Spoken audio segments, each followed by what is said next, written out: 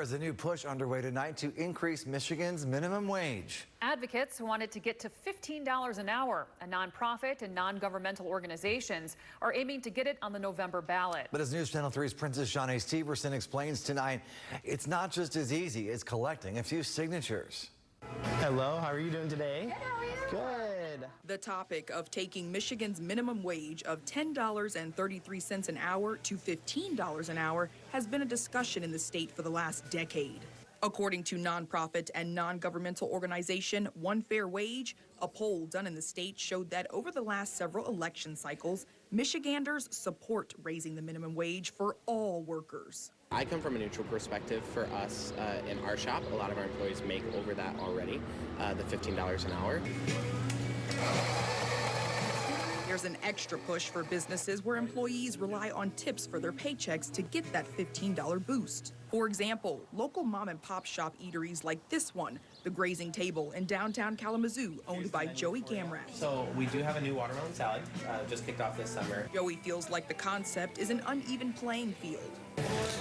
He says more money in a person's pocket is always a good deal, but also I can understand where for a business that maybe has built a business plan around a certain percentage being their employee payroll cost, I can understand where $15 would be tough. I've been going to multiple mom and pop shops here in downtown Kalamazoo, speaking with a lot of waitresses off camera, asking them how they feel about the possibility of making $15 an hour. And of course, they think it's a great idea, but they tell me they do have worry that if their customers know the amount of money they make per hour, will customers be as inclined to tip them?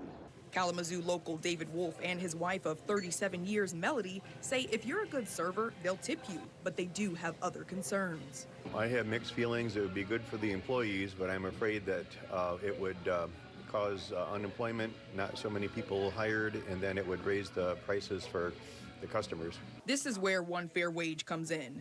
According to them, Michigan is the #1 state to show enthusiasm for a $15 minimum wage. They are working to get the matter put on this year's November election ballot after last week the Michigan Supreme Court denied the motion.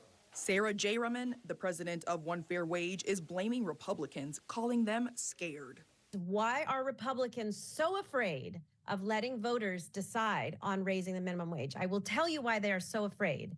Not only because they know they will lose, but because they know it will drive hundreds of thousands of Democratic-leaning voters to the polls. But it might not be a partisan issue. I talked with a spokesperson for the Michigan House of Representatives who says essentially the motion to raise minimum wage to $15 an hour was denied because of, quote, inaccuracy of the language on the petition.